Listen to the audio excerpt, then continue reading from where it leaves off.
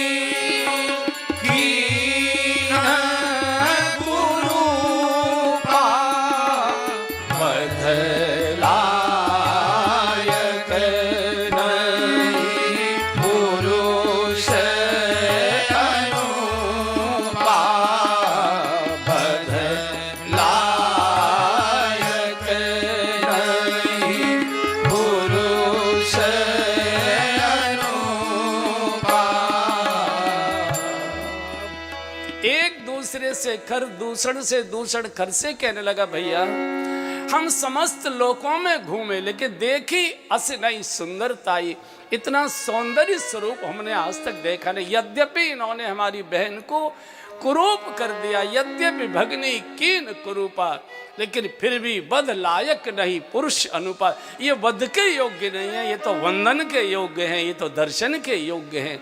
यानी भगवान के रूप माधुर्य में, वनवासी स्वरूप में भी राक्षसों के मन बदल गए प्रभु के माधुर्य और सौंदर्य को देखकर।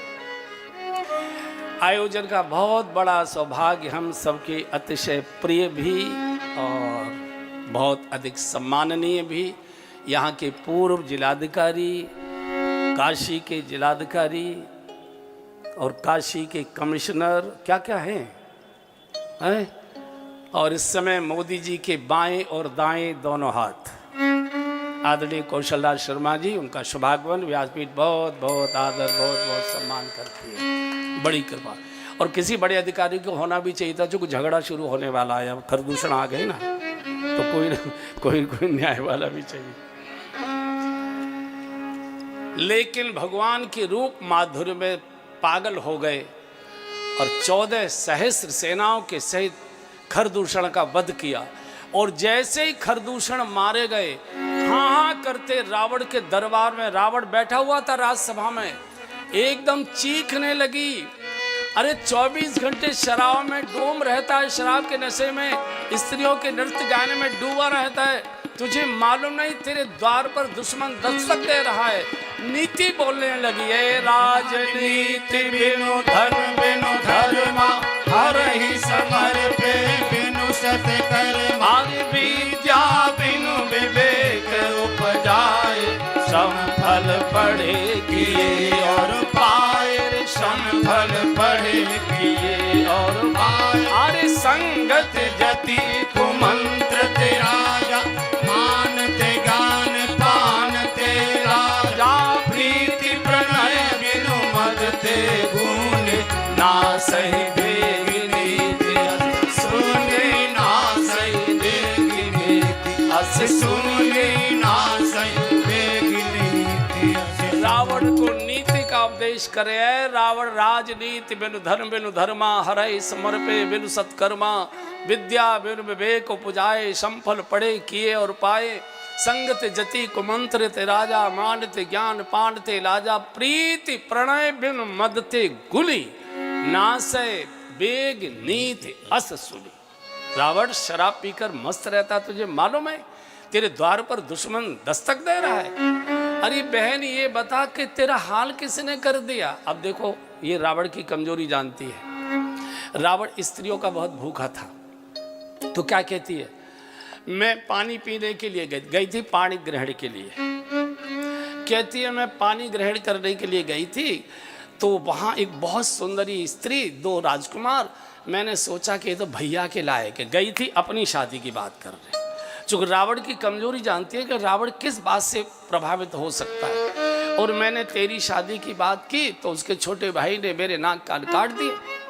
फिर तूने खरदूषण को नहीं कहा? बोले खरदूषण को कहा। खरदूषण को तो 1 मिनट में उन्होंने 14,000 सेना के सहित मार दिया। राजसभा में बैठा हुआ रावण कांप गया। खरदूषण मोहि सम बलवंता, खरदूषण मोहि सम बलवंता, तीनहि को मारहि बिनु भगवंता, तीनहि को मारहि बिनु भगवंता। जन रंजन भंजन महि भारा, सुर रंजन भंजन महि भारा, जो भगवंत लीन अवतारा, जो भगवंत लीन अवतारा, तो मैं जाय भैरू हठ करई, तो मैं जाय भैरू हठ करई, प्रभु सरबान लजे भव धरऊ, प्रभु सर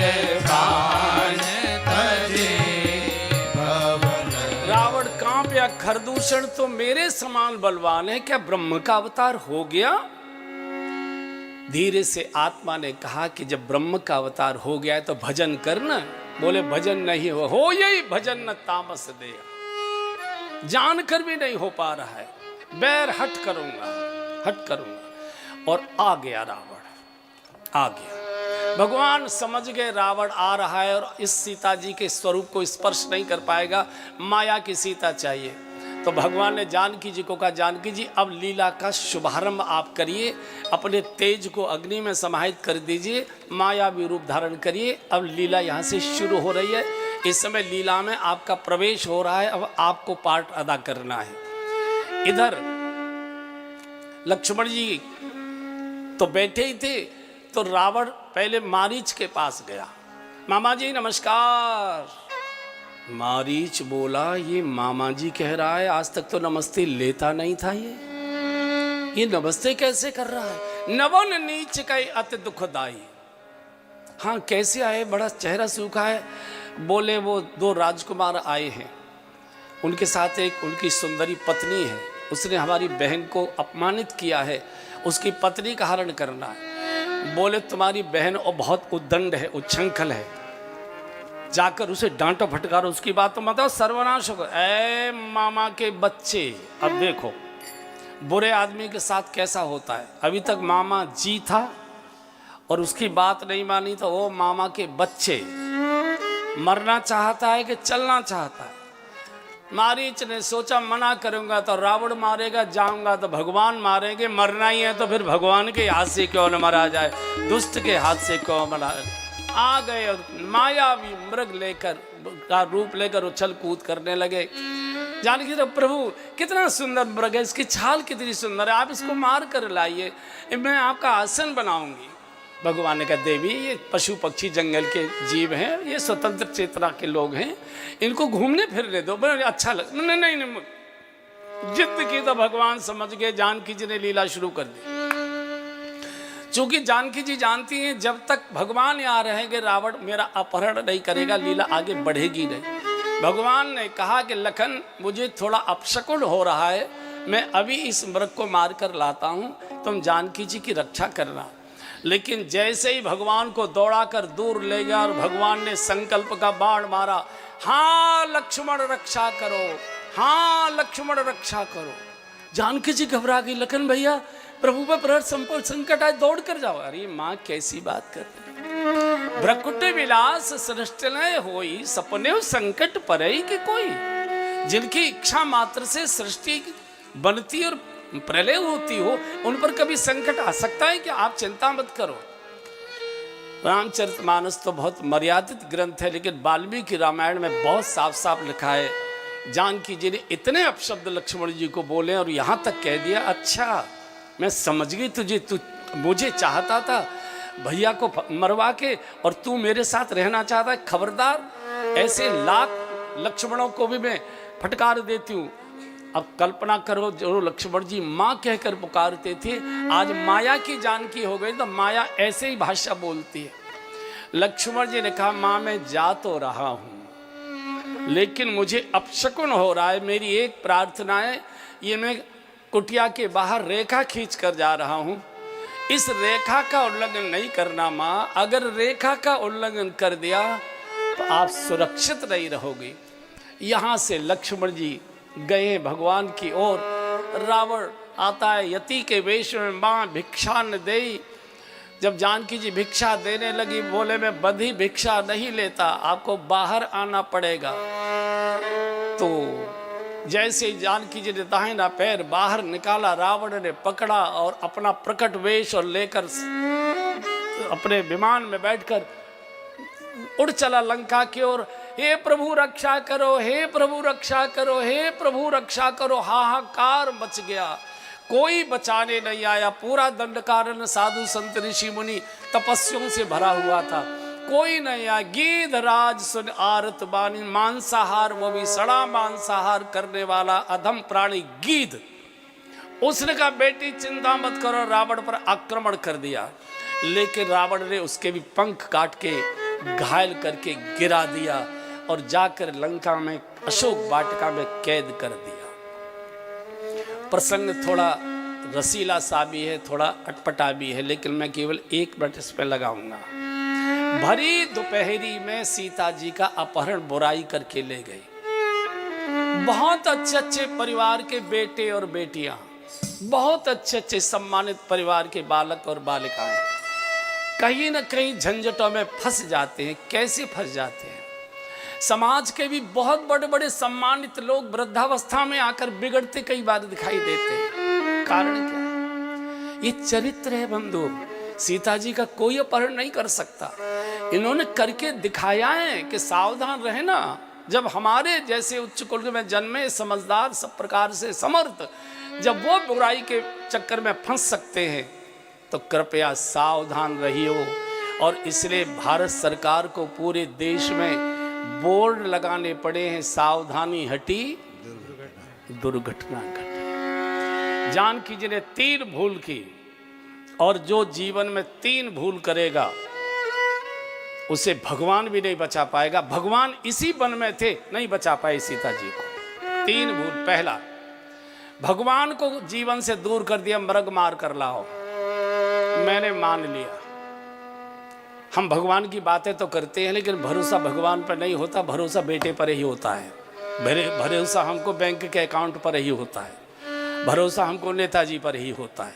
भगवान पर बातें भगवान की करते हैं, भगवान सब ठीक करेगा, भगवान सब ठीक करेगा, लेकिन नहीं, बातें करना अलग विषय। मैंने मान लिया कि भगवान पर कोई भरोसा नहीं, कोई भगवान नहीं, सब बेकार की बात है, मान लिया।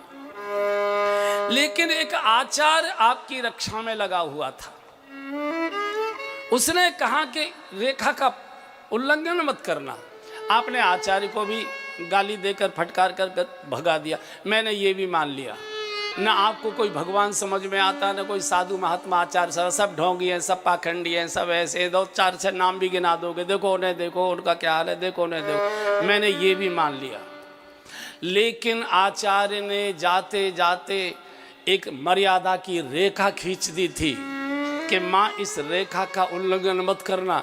आपने उस रेखा का भी उल्लंघन कर दिया।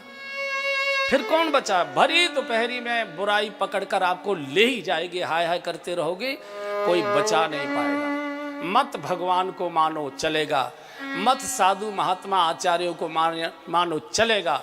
लेकिन आचार्यों ने शास्त्रों के माध्यम से कुछ जीवन की सुरक्षा की, सदाचरण की कुछ रेख बनाई है, कुछ लीक बनाई है, कुछ मर्यादाएं बनाई हैं। उनका पालन करो। और मैं तो निवेदन करूंगा, या तो अपने पिता की इज्जत का ख्याल रखो, या अपने गुरु की इज्जत का ख्याल रखो, आप बच जाओगे। हर समय ध्यान रखो कि मेरे बाप का कितना सम्मान है, मेरे पिताजी की कितनी इज्जत है। जिधर चले जाते हैं मेरे पिताजी लोग खड़े कर प्रणाम करते हैं। उनका बेटा, उनकी बिटिया यहाँ इधर, ये बेटा उनका है जो पी रहा है, ये बेटी उनकी है जो यहाँ खड़ी है। आपकी कदम रुक जाएंगे।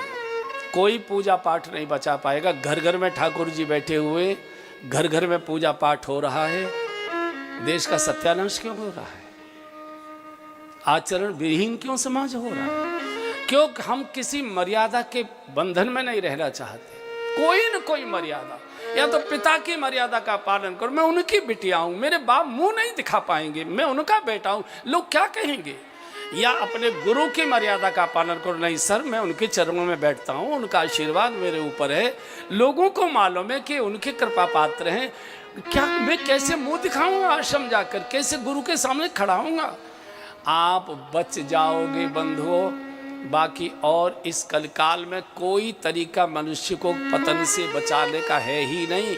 ये तो मैं कलयुग की बात बोली है, त्रेता में हुआ ये पतन, जब भगवान प्रकट रूप से उपस्थित है और भरी दोपहरी में रावण अपहरण करके ले गया, भोग अपहरण करके ले गया। इसलिए कोई न कोई मर्यादा का पालन जरूर करें। कई बार आपने सुना होगा कि ऋषि तपस्या कर रहे थे और अप्सरा आई और उनके प्रति ऋषि आकर्षित हो गए। ये सब बेकार की बातें हैं, बेवकूफ़ी की बातें हैं। किसी अप्सरा को, ये जुआ पड़े हुए साधु को आकर्षित करने की ज़रूरत नहीं है। उनके क्या देवलोकों में कमी है क्या? देवताओं की कमी है क्या? कितनी जटाएं जीव में पड़े हुए हैं, जन कब से नहाए नहीं है, और इनको अप्सरा आएगी स्वर्ग की इनको आकर्षित कर? नहीं नहीं नहीं। जब हमारे मन के चिंतन में कामुकता आ जाती है, किसी के प्रति आकर्षण बढ़ जाता है, तो कुरूप भी सुरूप लगने लगता है, और बकरी और भेड़ चराने वाली बनवासी महिलाएं भी हमको अप्सराओं जैसी दिखाई देने लगती हैं, और व्यक्ति पतित हो जाता है। फिर कहते हैं माया आ गई। कोई माया नहीं होती, चिंतन भीतर होता है। और अगर आपके अंदर अशुभ चिंतन चल रहा है और उस पर ध्यान दे दिया, मान लीजिए आपने किसी के द्वारा सुना कि उस चौराहे के गोलगप्पे बहुत ही स्वाद बनते हैं, गजब का चटपटा पानी बनता है, और आपने उस पर चिंतन करना शुरू कर दिया, कभी देखेंगे, कभी जरूर चखेंगे, कभी जरूर खाएंगे, तो आपने उस चिंतन पर अगर आपका ध्यान टिक गया, तो कब आप गोलगप्पे की दुकान पर चले गए और कब आपने गोलगप्पा खा लिया, आपको होश भी नहीं रहेगा। अगले दिन जब आप जाओगे फ्रेश होने के लिए, फिर जब मिर्चे लगेंगे पेट में गरम गरम गुड़ गुड़, अरे बाप रे, कल हमने गोलगप्पे खाए थे। इसलिए जब ऐसा कोई चिंतन मन में आता है, ऐसा विचार आता है जिसको हम पालन नहीं करना चाहते, ऐसी चीज़ आती है जिसको हम नहीं खाना पीना चाहते, ऐसा स्थान आता है ध्यान में जहाँ हम नहीं जाना चाहते, कृपया आसन बदल दीजिए। और कोई दूसरा तरीका नहीं है, समझ लिए, कोई दूसरा, कोई माला जब, कोई भजन नहीं बचा पाएगा। बड़े बड़े भजनानंदी औंधे मुगरे पड़े हैं। रोग तो औषधि से ही ठीक होता है, बातों से ठीक नहीं होता। आसन बदलिए। अगर लेटे लेटे बेकार के विचार मन में आ रहे हैं, बैठ जाइए। बैठे बैठे मन में विचार आ रहे हैं बेकार के, जिनका पालन नहीं करना चाहते, खड़े हो जाइए। खड़े खड़े आ रहे हैं, टहलने लग जाइए। छोटे बच्चे के लोकर गोद में लेकर खिलाने लग जाइए। कुछ न कुछ उस धारा को बदलिए, अन्यथा वो कान पकड़कर आपको उस गड्ढे में ले जाएगा, कोई नहीं बचा पाएगा। और कुछ नहीं समझ में आता है तो हर समय एक ही बात गाइए, हम तुम्हारे थे प्रभु।